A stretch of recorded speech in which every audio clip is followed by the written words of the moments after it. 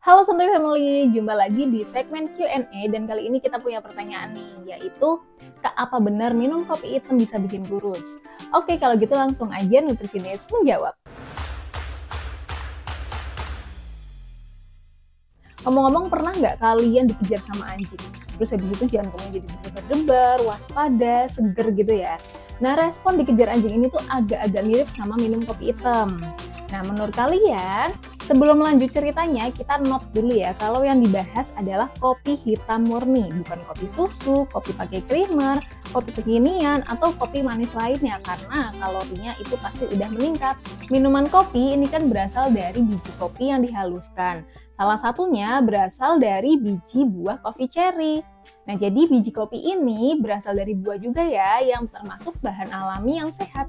Nah, karena dia mengandung vitamin, mineral, antioksidan, dan zat aktif lain kayak buah-buahan dan biji-bijian pada umumnya. Salah satu zat aktif utama pada kopi adalah kafein. Kafein bersifat sebagai stimulan yang bikin kita dalam mode alert atau waspada, terus bikin kita seger juga dan dari energi. Nah, kafein ini juga bisa berefek ke tubuh yang terkait dengan berat badan ataupun lemak dengan 4 mekanisme ini. Pertama, kafein memang meningkatkan lipolisis. Lipolisis itu adalah pemecahan lemak atau juga fat burning. Nah, kadar kafein yang tinggi ini bisa menstimulasi pemecahan lemak untuk dipakai jadi energi. Nah, tapi apakah pemecahan sel lemak ini selalu berefek ke penurunan berat badan? Nah, tonton sampai akhir ya. Kedua, senyawanya mirip adenosin. Jadi semakin tinggi aktivitas kita, maka kadar adenosin dalam tubuh ini juga semakin tinggi. Terus kalau kadarnya udah tinggi, adenosin akan menempel di reseptor adenosin yang bikin kita capek dan ngantuk. Nah, kafein ini strukturnya mirip sama adenosin. Jadi si kafein bisa duduk di spotnya adenosin dan bikin adenosin nggak bisa menempel di reseptornya sendiri. Akhirnya, karena yang menempel di situ bukan adenosin, ya reseptornya nggak aktif dan nggak bisa kasih sinyal ngantuk, yang justru bikin kita semakin seger. Nah, selain itu, dia juga bisa meningkatkan kinerja adrenal yang akhirnya menurunkan nafsu makan. Ketiga, meningkatkan kontraksi otot. Kafein ini bisa bantu ngeluarin kalsium lebih banyak dan bikin kontraksi otot jadi lebih kuat. Jadinya, performa olahraga bisa meningkat dan berpotensi bikin kalori yang terbakar juga lebih banyak. Keempat, meningkatkan metabolisme. Kafein juga punya efek akut ke pengeluaran energi nih. Jadi studi menyebutkan kalau 2-3 jam setelah kita konsumsi kafein, BMR atau metabolisme dasar tubuh juga bisa meningkat 3-11% atau sekitar 100 kalori. Menarik juga ya, metabolisme naik cuma karena minum kopi doang. Nah, itu dia 4 mekanisme kopi atau kafein membantu menurunkan berat badan dengan cara meningkatkan pemecahan lemak, terus juga nggak bikin lapar, ya, menurunkan nafsu makan, terus dia juga meningkatkan kontraksi otot, dan meningkatkan metabolisme. Nah, kalau ada yang terbantu dengan efek-efek kafein tadi, selamat ya. Tapi, ini tidak auto menurunkan berat badan sebenarnya. Terus dari teman-teman mungkin ada yang bertanya-tanya, loh kenapa nggak bikin kurus? Tadi kan udah jelas ya mekanismenya. Nah, soalnya kafein ini sekali lagi dia hanya membantu, tidak auto menurunkan berat badan. Soalnya gini penjelasannya. 1. Meningkatkan lipolisis. Jadi emang benar ya kalau kafein itu bantu untuk fat burning. Tapi sayangnya fat burning ini nggak sama dengan fat loss. Syarat untuk turun berat badan dari lemak atau fat loss adalah fat burn alias pembakaran lemak harus lebih besar daripada fat gain alias penimbunan lemak. Dan ini cuma bisa dilakukan dengan defisit kalori. Jadi ya kalau misalnya kita minum kopi tapi seharian nggak defisit kalori, pembakaran lemak yang udah dilakukan sama kafein ini akan digantiin lagi sama asupan makan berlebih yang menimbun lemak lebih banyak. 2. Mirip adenosin. Kafein emang bisa bikin kita melek, seger, dan gak gampang ngantuk. Beberapa orang sengaja minum kopi biar bisa begadang.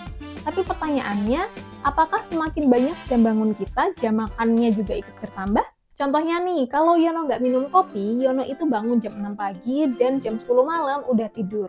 Jadi Yono cuma punya jendela makan 16 jam. Sedangkan kalau Yono minum kopi, Yono itu baru tidur jam 1 malam.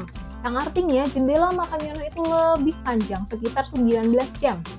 Nah, kalau Yono terakhir makan itu jam 7 malam, nanti di jam 12 malam wajar aja Yono udah lapar lagi, soalnya perutnya udah kosong sekitar 5 jam. Jadinya, kalau misalnya nggak begadang, Yona cuma makan 3 kali sehari, dan kalau begadang bisa 4 kali sehari. Ini bisa bikin kalori yang masuk lebih banyak ya. 3. Meningkatkan kontraksi otot. Tadi disebut kalau kafein bisa bantu menurunkan lemak dengan meningkatkan kontraksi otot dan performa olahraga. Ingat, dengan catatan secara real membuat olahraga kita lebih berenergi ya. Kalau kita minum kafein tapi tanpa olahraga atau olahraganya juga tetap mageran, ya efeknya ke berat badan juga biasa aja, enggak membakar kalori sebanyak kalau kita berenergi. 4. Meningkatkan BMR. Secara akut atau jangka pendek, kafein emang bisa membuat tubuh kita membakar kalori lebih banyak sedikit tanpa ngapa-ngapain. Tapi apakah secara panjang bisa membantu weight loss? Belum tentu sih. Kalau kita terbiasa minum kafein, toleransi kafein kita bisa meningkat. Lama-lama, kafein dosis tinggi pun nggak bikin pengaruh ke tubuh kita. Makanya kita perlu minum kopi atau kafein dalam jumlah yang wajar. Batas konsumsi kafein itu sekitar 3-6 mg per kilogram berat badan per hari. Contohnya nih, Mia berat badannya 50 kilo. Artinya Mia bisa konsumsi 150-300 mg kafein yang didapatkan dari suplemen ataupun minuman berkafein. Di atas itu bisa dianggap dosisnya sudah terlalu banyak. Nah, secara umum konsumsi lebih dari 400 mg atau lebih dari 2-4 gelas kopi tergantung besar gelasnya, ini bisa berefek buruk sama kesehatan.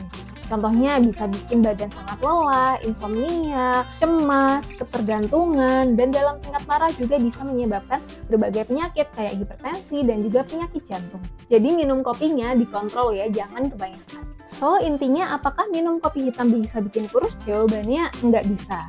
Kafein memang bisa bantu proses penurunan lemak dengan 4 mekanisme tadi, tapi itu cuma sekedar membantu. Apakah bikin kurus atau enggak, semuanya kembali ke keseimbangan energi. Apakah pola makan dan pola aktivitas seharian bisa bikin kita dalam kondisi defisit kalori atau enggak? Nah, jadi itulah cerita tentang kopi hitam ya, dimana dia punya efek ke metabolisme tubuh tapi nggak auto menurunkan berat badan.